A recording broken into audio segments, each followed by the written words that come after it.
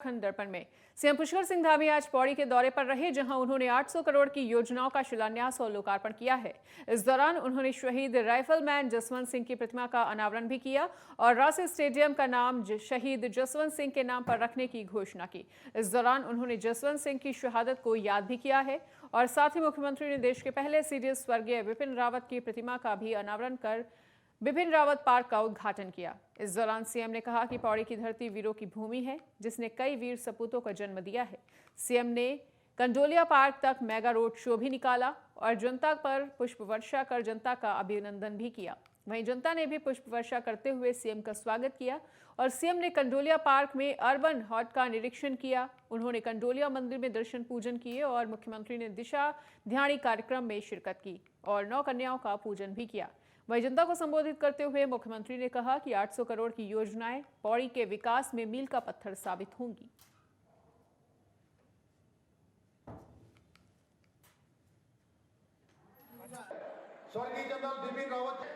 जो हमारी माताएं बहनें हैं, उनके उत्थान के लिए, उनके उन्नयन के लिए, उनको आत्मनिर्भर बनाने के लिए उनको हर मजबूती मिले, रोजगार करें, स्वरोजगार करें, आर्थिकी को बढ़ाएं। उसके निमित्त जो आज यहाँ मातृशक्ति महोत्सव, जो हमारा मातृशक्ति के उत्थान का उनको एक मंच देने का कार्यक्रम था, उस महोत्सव में आज 850 करोड़ से भी ज्यादा योजनाओं का लोकार्पण और शिलान्यास हुआ है, जो निश्चित रूप से पौड़ी जनपद के विकास में एक नया अध्याय इससे लिखा जाएगा। चीजें आगे बढ़ेंगी और 2 आज बहुत ऐतिहासिक काम हुए हैं, जिन्होंने भारत माता की रक्षा के लिए हमेशा अपने को लगाया, अपना सर्वोच्च बलिदान दिया, बाबा जसवंत सिंह।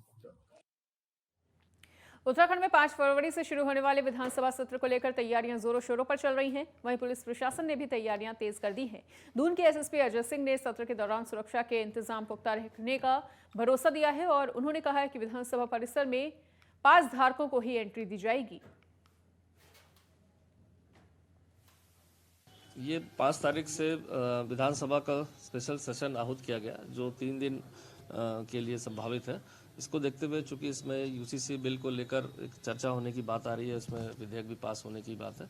इसको देखते हुए सुरक्षा व्यवस्था को लेकर चूंकि बहुत ही महत्वपूर्ण जो है विधेयक पास होना है और उसमें चर्चा भी होनी है, तो इसकी सुरक्षा को देखते हुए आउटर इनर कॉर्डन जो हमारा रहता है उसको और सुदृढ़ किया गया है। बाहर से भी इसमें राजपत्रित अधिकारियों के करीब 12 अधिकारियों को इसमें लगाया गया है। साथ ही साथ इस दौरान जब भी सत्र होता है तो कहीं ना कहीं धरना प्रदर्शन जुलूस के माध्यम से भी लोग पहुंचते हैं, तो उसको देखते हुए चारों तरफ बैरियर्स लगाकर उस पर ड्यूटियाँ लगाई गई हैं। साथ ही लोकल इंटेलिजेंस यूनिट को भी अलर्ट किया गया है और खासकर इस तरह के लोग जो उनके पास पासेस नहीं है या अंदर जाना चाहते हैं, बिना पास के किसी को भी अनुमति नहीं होगी और सभी की इसमें चेकिंग फ्रेस्किंग के उपरांत ही सबको प्रवेश दिया जाएगा। इस संबंध में सभी अधिकारियों से मीटिंग कर ली गई और ब्रीफिंग करके इसमें ड्यूटियों को लगाया जा रहा है। उत्तराखंड के सीनियर आईएफएस अधिकारी सुशांत पटनायक पर थाना रायपुर में मुकदमा दर्ज हो गया है और पिछले दिनों सुशांत पटनायक पर युवती से छेड़छाड़ के आरोप लगे थे, जिसके बाद ब्यूरोक्रेसी में हड़कंप मच गया था और मामले में जहां एक तरफ देहरादून जिलाधिकारी के स्तर पर इसकी जांच शुरू की गई, तो वहीं अब युवती की तहरीर के आधार पर पुलिस ने इस मामले में धारा 354 के तहत मुकदमा दर्ज कर लिया है।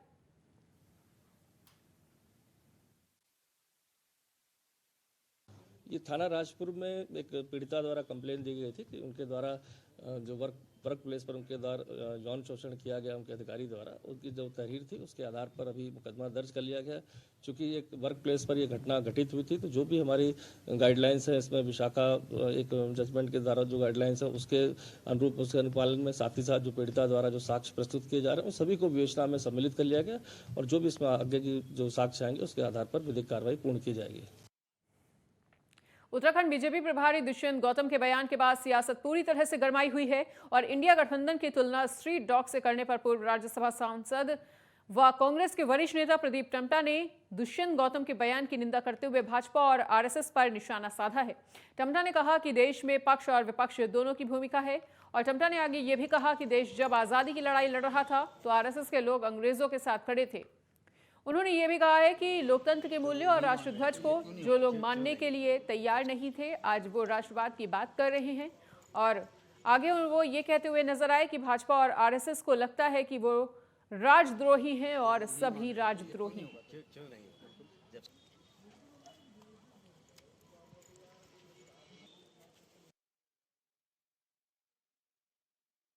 देखिए, ये बहुत ही घृणित बयान है।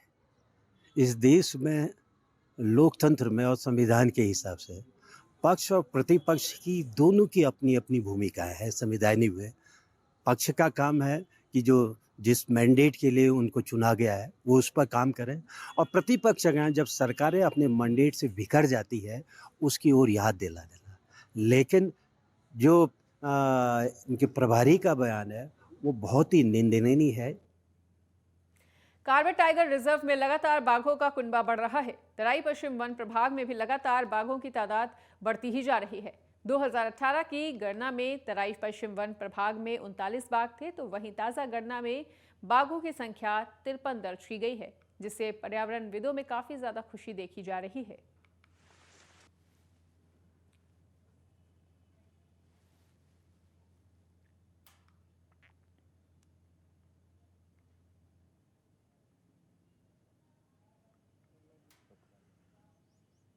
उत्तराखंड के पहाड़ी क्षेत्रों में बर्फबारी का दौर शुरू हो गया है और बर्फबारी के बाद जोशीमठ की वादियां चांद सी चमक रही हैं।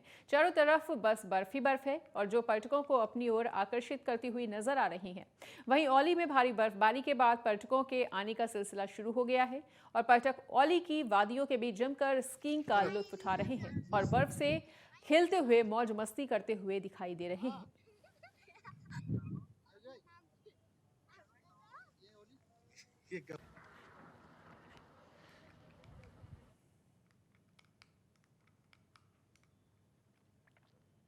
चमोली के गोपेश्वर महाविद्यालय में आपको बताना चाहेंगे कि 2 दिवसीय बूट कैंप की शुरुआत हुई है, जिसका शुभारंभ कॉलेज के प्राचार्य कुलदीप नेगी ने किया। इस दौरान छात्रों को स्वरोजगार और उद्यमिता के लिए प्रोत्साहित किया गया है और कुलदीप नेगी ने अर्थव्यवस्था में स्वरोजगार की अहमियत का जिक्र किया। कार्यक्रम के संयोजक डॉक्टर रोहित वर्मा ने स्वरोजगार को बढ़ावा देने के लिए चलाई जा रही योजनाओं की जानकारी भी दी।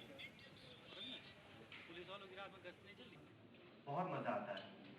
बच्चों को हमारे यहाँ के करेंगे उनको उद्यमिता की तरफ ओरिएंट करने के लिए प्रमोट करने के लिए किया जा रहा है और हम ये चाह रहे हैं कि बच्चे उद्यम या उद्यमिता को उनसे कैरियर ऑप्शन कनेक्ट करें। उसके लिए यहाँ पर ITI अहमदाबाद से एक्सपर्ट आए हैं, ग्लोबल एक्सपर्ट भी हैं और वैक्सीन दे रहे हैं और जिससे हम चाह रहे हैं कि बच्चे जो हैं वो एक तरह से व्यापार बिजनेस की तरफ भी सोचे।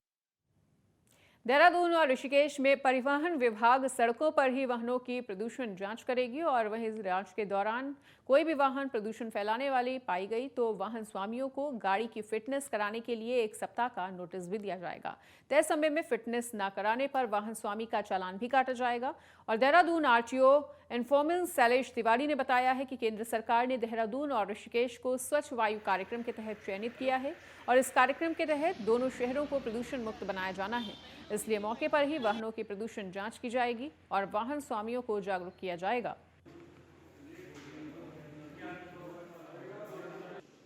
हमारे यहाँ ऋषिकेश और देहरादून में भी एक गाड़ी है। आप अगर बाहर जाएंगे तो एक गाड़ी हमारे यहाँ है जो पॉल्यूशन जांच वाहन है। इसमें क्या होता है कि हम लोग मौके पे उस गाड़ी में मशीन लगी है पॉल्यूशन की, कंप्यूटर लगे हैं और जो UPS होता है सब कुछ लगा हुआ है।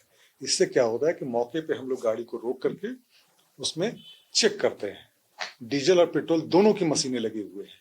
उसमें अगर आपका पॉल्यूशन का लेवल ज्यादा है तो आपको नोटिस दिया जाएगा और एक टाइम फ्रेम में आपको पुनः आपको पॉल्यूशन सर्टिफिकेट बना करके दिखाना होता है। यहाँ पर रुकेंगे एक छोटे से ब्रेक के लिए।